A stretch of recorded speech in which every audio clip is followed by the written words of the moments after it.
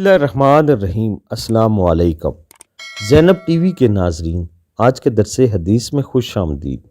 ناظرین کرام، آج کے درس حدیث کا موضوع ہے جنتی عورت۔ سیدنا عبد الرحمن بن عوف رضی اللہ تعالیٰ عنہ بیان کرتے ہیں کہ نبی کریم صلی اللہ علیہ وآلہ وسلم نے ارشاد فرمایا، جو عورت 5 وقت کی نماز پڑھتی ہو، ماہ رمضان کے روزے رکھتی ہو، اپنی شرمگاہ کی حفاظت کرتی ہو اور اپنے شوہر کی اطاعت کرتی ہو، اس سے کہا جائے گا کہ جنت کے جس دروازے سے چاہو داخل ہو جاؤ۔ سبحان اللہ۔ ناظرین کرام، ایک مسلمان اور مومنہ خاتون کی یہی نشانیاں ہیں جو اس حدیث مبارکہ میں بیان کی گئی ہیں۔